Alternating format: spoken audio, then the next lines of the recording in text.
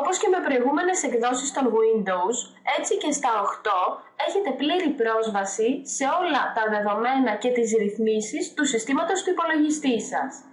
Μέσα από κάθε εργαλείο διαχείρισης μπορείτε να λάβετε τις βασικές και τις αναλυτικές πληροφορίες, διαμορφώνοντας κατά το δικό σας γούστο τις ρυθμίσεις εμφάνισης και λειτουργίας του υπολογιστικού σας περιβάλλοντος. Πιο συγκεκριμένα, θέλουμε να αναφερθούμε στα εργαλεία του διαχειριστή και στο πώς μπορείτε μόνο εσείς να καθορίσετε την πλήρη εμφάνιση του λειτουργικού σας συστήματος, χωρίς να ενδέχεται να υπάρξει αλλαγή από κανέναν άλλον χρήστη. Υπάρχουν δύο τρόποι που μπορούμε να αξιοποιήσουμε ώστε να μεταβούμε στα εργαλεία του διαχειριστή. Ο πρώτος και ο πιο κλασικός τρόπος είναι από την έναρξη των Windows 8, εάν κάνουμε δεξί κλικ και ανοίξουμε όλες τις εφαρμογές, να αναζητήσουμε στη λίστα των εργαλείων μας τον πίνακα ελέγχου. Από εδώ θα μεταβούμε στην κλασική οθόνη των Windows στην επιφάνεια εργασίας και μέσα από την αναζήτηση όλων των πεδίων του πίνακα ελέγχου θα εντοπίσουμε τα εργαλεία του διαχειριστή. Επιστρέφοντας τώρα ξανά στην κεντρική οθόνη έναρξης των Windows 8, έχουμε τη δυνατότητα να ανοίξουμε όλα τα εργαλεία του διαχειριστή άμεσα, μεταβαίνοντας απλά στο πλάνο των ρυθμίσεων, πατώντας το Windows Key και το γράμμα I από το πληκτρολόγιό μας ή απλά σέρνοντας τον δείκτη του ποντικού προς τα δεξιά. Θα ανοίξουμε το πλάνο των ρυθμίσεων και από εδώ θα μεταβούμε στα πλακίδια.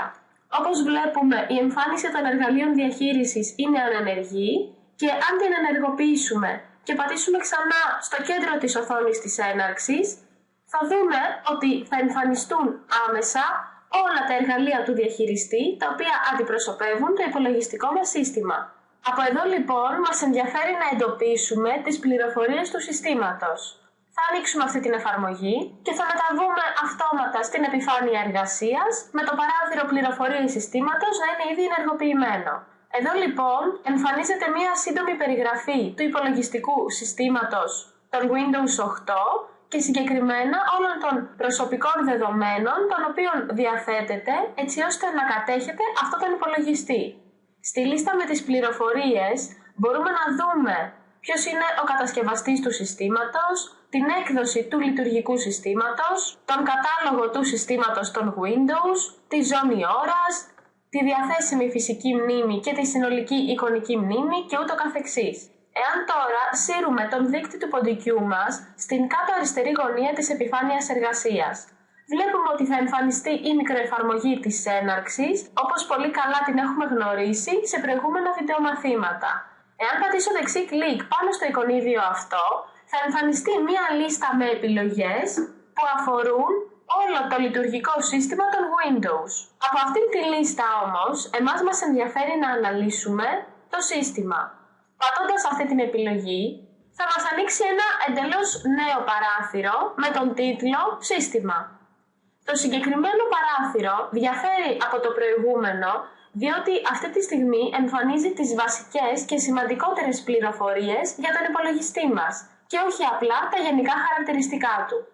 Μπορούμε από εδώ να γνωρίσουμε την χρονολογία έκδοσης του λειτουργικού συστήματος για το συγκεκριμένο υπολογιστή, τον κατασκευαστή και το μοντέλο του, την εγκατεστημένη μνήμη που υπάρχει μέσα και πόσα GB από αυτήν είναι διαθέσιμα, το όνομα και το πλήρες όνομα του υπολογιστή, την περιγραφή του υπολογιστή και την ομάδα εργασίας. Βλέπουμε ότι στα δεξιά, στο πεδίο του ονόματος και του τομέα των ρυθμίσεων της ομάδας εργασίας, υπάρχει μια διαθέσιμη επιλογή με τον τίτλο «Αλλαγή ρυθμίσεων». Αυτό σημαίνει ότι οποιοδήποτε πλαίσιο είναι κενό και δεν έχει συμπληρωθεί κάποια ιδιότητά του, εφόσον έχουμε πρόσβαση στην επεξεργασία του, μπορούμε να δημιουργήσουμε κάποια παραπάνω πληροφορία.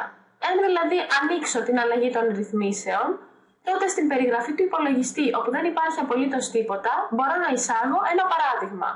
Επιλέγοντας εφαρμογή και στην συνέχεια OK, βλέπουμε ότι η περιγραφή του υπολογιστή συνοδεύεται από τον τίτλο που της δώσαμε μόλις τώρα.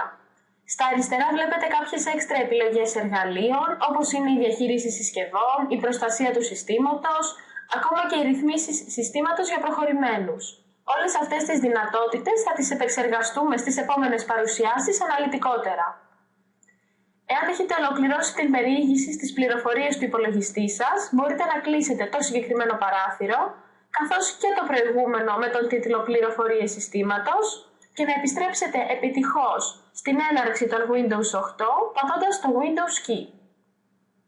Κάπως έτσι λοιπόν ολοκληρώνεται ο τρόπος συλλογής δεδομένων και πληροφοριών που αντικατοπτρίζουν το υπολογιστικό περιβάλλον μας και προχωράμε μεταβαίνοντας στο επόμενο βίντεο ώστε να γνωρίσουμε καλύτερα τον τρόπο διαχείρισης και αλλαγής όλων των προσαρμοσμένων ρυθμίσεων που υπάρχουν μέχρι τώρα.